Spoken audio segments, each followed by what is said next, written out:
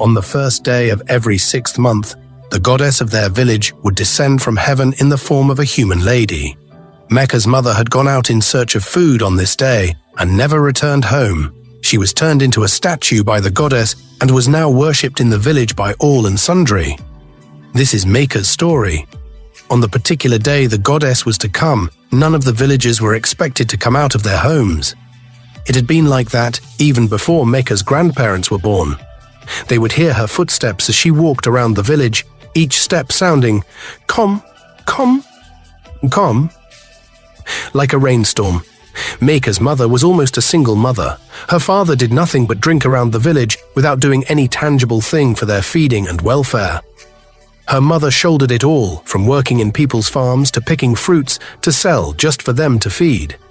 Meka and her siblings even had to drop out of school because Mama could not afford their uniforms and books. On the day the goddess was to descend, they didn't even have anything to eat, not even a seed of gari. Meka's mother, who couldn't bear to watch them go through starvation, dashed out of the house into the bush to see what she could lay her hands on before the goddess would visit, especially when Meka's little brother wouldn't stop crying from hunger. There was not even a single soul outside. Everyone was inside their houses, which made everywhere so quiet. When she told Meka she was sneaking out into the bush to pick fruits, Meka immediately fell on her knees, begging her not to go. "Mama, please don't go. It's not safe out there," Meka pleaded, her voice trembling with fear. Mama declined and left, asking Meka to take care of her 2 siblings until she returned. "I'll be back soon. Take care of your brothers," Mama said softly, her eyes filled with determination and worry. Meka had mixed feelings. She had this feeling that her mother was never going to return, but she thought she was feeling so because she never supported her decision. As soon as Mama left, Meka walked into the bedroom and found her father still snoring at that time. At that point, she felt like walking up to him and slitting his throat with a kitchen knife. But she was just 10 and helpless. Mama had already picked fruits into her basket and was on her way home when she encountered the goddess. And there, she was immediately turned into a statue. Meka and her siblings waited for hours for Mama, but she never returned. "Mama will come back, won't she?" Meka's youngest brother asked, his voice small and uncertain. They cried and cried, even forgetting that they were famished. All their father did was sit in the living room, yawning and sighing continuously. The following day, as soon as it was 6 a.m., Meka left the house in search of Mama. Her father and siblings were asleep when she left, but she couldn't even close her eyes. Meka walked around the village but couldn't find her, and then she decided to follow the narrow path into the bush. There she saw Mama carrying a basket of fruits on her head, looking towards heaven with tears in her eyes, and she no longer looked like a human, but a statue. "Mama!" Meka screamed at the top of her voice, her heart pounding in her chest. She ran to her and grabbed her arm, but it was so stiffened. Then she began to shake her with all her strength. "Mama, come, let's go home," Meka said in between sobs, but the whole of her body was so stiff, and her skin had already changed from its normal color, now looking like something that was molded. "Mama, please, let's go home," she repeated in tears, trying to pull her arm, but it was inflexible. "Somebody help." Meka started to scream, still pulling Mama's arm and looking around to see if she could find someone, but no one was around. Hunters and farmers usually passed through that route very early in the morning to their farms, but on this particular day, not even a bird was in sight. Meka ran back home as fast as her legs could carry her that morning to inform her father and the rest of her siblings about what her eyes had just seen. She was wailing and running at the same time, causing people to start opening their doors to see who was making such noise, but she ignored them and ran straight home. "Baba! Baba!" Meka screamed on reaching home, and he dashed out in the company of her other siblings. "Mama! Mama!" she said, panting, pointing in that direction. "What happened?" her father questioned with curiosity, his brows furrowed in concern. "Mama is there! Mama is there!" Meka said in between sobs, her hand still stretched forth toward that direction. "Talk to me, my friend," her father thundered, but Meka didn't even know how to compose herself and explain things better. "There, please let's go," she said, and her siblings immediately started running towards the direction she was pointing at. But her father was still standing there, staring at them as they ran out of his presence. "Let's go now," Meka yelled when she paused and still saw him standing there, and he followed immediately. They reached there and saw the villagers already gathered around her, mumbling to themselves. The village chief priest stood before her, performing some rituals and then pouring oil on her head. They had turned Mama into a deity to be worshipped. Meka paused with mouth agape on seeing the rituals that were being performed on her. Her father went to them, standing before the statue with both hands on his waist. She was expecting him to say something to them, at least question them, but no, he stood there with his protruding stomach, staring at what they were doing without any form of remorse.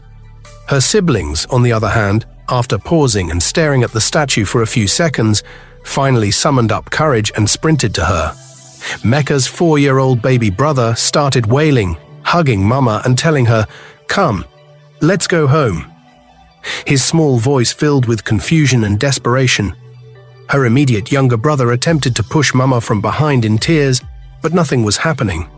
They had rubbed the red oil and all sorts of things being poured on Mama on their bodies, but none even cared. "Take your children out of here," the chief priest, who was still standing with a calabash in his left hand, yelled at their father, his voice stern and commanding. Their father immediately rushed towards Meka's younger ones and started dragging them from the statue, but they were both not ready to leave. The more they wailed and struggled with their father, the more he pulled them. "Let them leave this minute. This is no longer their mother but a god. Anyone whom the goddess strikes automatically becomes a god and is worshipped every 7th month of the year," the chief priest said with eyes fixed on Meka's siblings, his voice filled with a mixture of awe and warning. Meka was still there at that spot, so stunned as the villagers watched. Some shook their heads with hands on their jaws, while others mumbled into each other's ears. "Meka!" Her father thundered all of a sudden when her siblings wouldn't leave, jerking her back to reality. "Will you come and take your siblings out of here?" he yelled, and Meka wiped her tears and walked up slowly to them. She grabbed both of them by their hands and told them, "This isn't Mama. Mama is at home waiting for us," her voice gentle but firm. They both wiped their tears immediately and then succumbed. When they almost got home, Meka started making up another lie to tell. Some villagers sitting outside their houses would call on their neighbors to come see them. Those ones too would dash out of their rooms, stare at them, and then shake their heads. As soon as they reached home, Meka's baby brother Keturah hurried into the bedroom and then came out. He went to the back of the house and waited for a few minutes. Meka just sat on one of the wooden chairs in the living room, drowning in her own tears. "Meka, is it true that Mama is the statue?" her immediate younger brother Ugwa queried in a very low tone, waiting for her to tell him otherwise. Meka nodded her head, unable to speak through her tears. "But where is Mama?" Keturah came to ask after combing everywhere at the backyard and couldn't find her. "Mama is the statue," Ugwa said to Keturah, and his eyes watered immediately. Meka felt extremely bad because how they were going to survive was what was running through her head at just 10 years old. All of a sudden, they both dashed out of the house. Meka ran after them, shouting and begging them to stop, but they both ran back to that same spot where Mama was turned into a statue. "Meka, didn't I tell you to take them out of here?" her father yelled, but just as she was about to open her mouth to explain to him that they both ran out of the house, the chief priest thundered, "If your children do not leave here this minute, I'll turn both of them into animals," he threatened, his eyes flashing with anger. Hearing that, Meka's siblings picked up stones and started throwing them at the chief priest and everyone there. This time, their father grabbed both their hands, took them home and locked the door. Well, 3 days later, their father brought in a woman whom he introduced to them as their new mommy. "Now go on your knees and greet her," he commanded, but Meka and her siblings stood before both of them, staring at them in the eyes with frowned faces. "Meka, I say open that your mouth and greet her, same as both of you," he repeated at the top of his voice, his face reddening with anger. And then Meka bowed her head while hot tears dripped down from her eyes. "Welcome, Ma," she greeted in a very low tone, and her siblings greeted in chorus too. Later that day, the new woman went into the kitchen to prepare food, but Meka and her brothers sat in the living room, unable to even say a word to each other. "Meka, I'm hungry," her baby brother finally voiced out, and at that point, Meka became totally confused about what to do. If both her grandparents were to be alive, she would have absconded with her siblings to them, because their father didn't even provide for them when Mama was here. "Wait, let's wait for Baba," she said to him, trying to sound reassuring. An hour later, their father came in drunk. His wife was already done cooking, but she ignored the children and went to sit outside the house. But as soon as their father stepped in, she hurried inside the house and brought food in a tray, which she dropped on the table before him. He was sitting on a wooden chair while she returned to the bedroom. On seeing that, Meka's siblings rushed to their father and immediately washed their hands. They hadn't eaten since morning. It was even the fruits Meka picked the previous day that they had fed on. Their father had gone out with his new wife, and since she came, that day was the first day she cooked something. "Hey, hey!" she yelled at Meka's siblings, coming out of the bedroom to see what they were up to. "What do you want to do?" she questioned with popped eyes, her voice sharp and hostile. "Eat," Keturah, Maga's little brother, said with an innocent gaze. "Eat what? Will you get out of there? Was I the one who turned your mother into a statue?"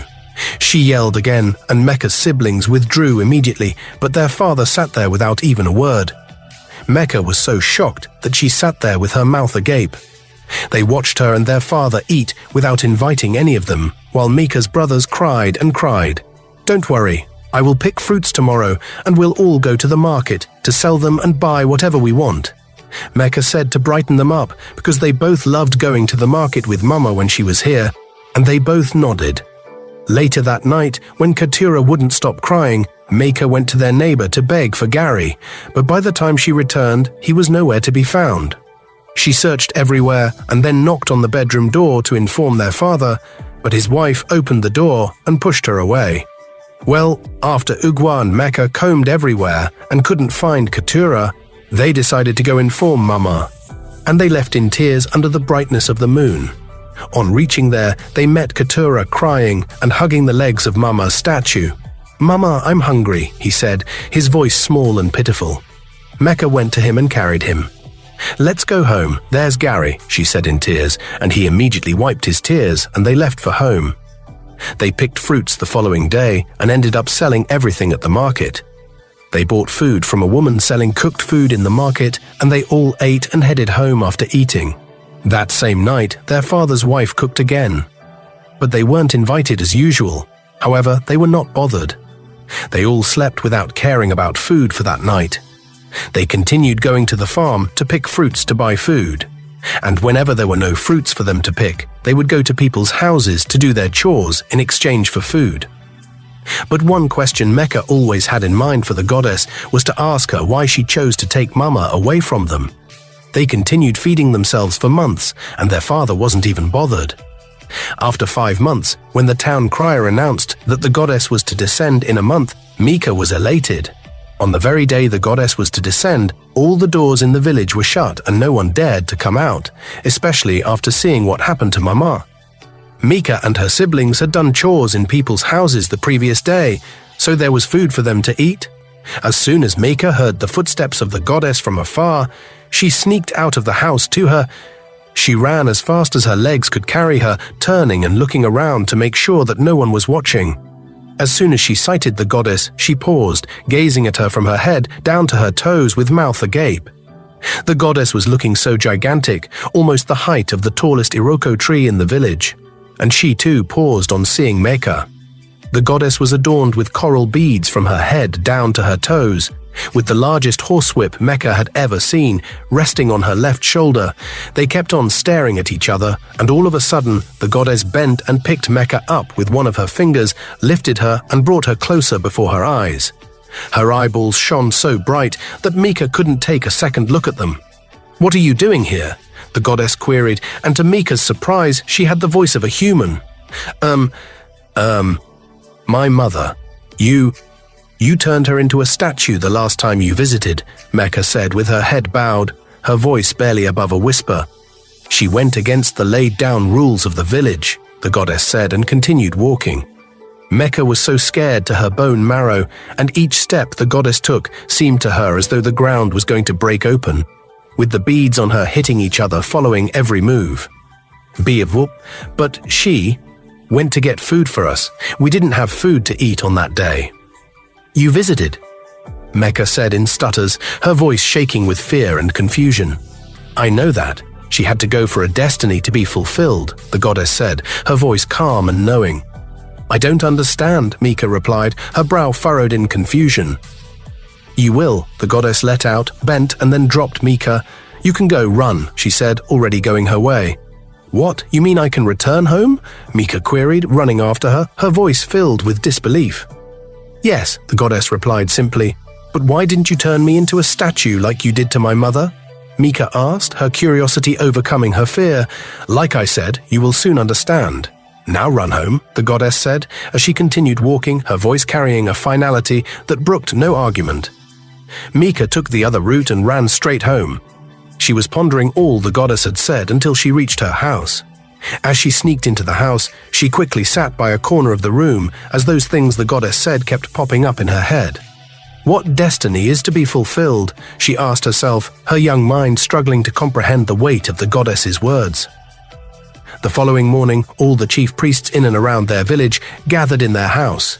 Meka and her siblings huddled together in a corner, watching with wide eyes as the priests filed in, their colorful robes and elaborate headdresses filling the small space. Thank you very much for watching. We have one more amazing episode to go. If you've enjoyed the story so far, please drop a comment below. Don't forget to like, subscribe, and turn on the bell notification so you won't miss any updates. Thank you, and remember, we love you.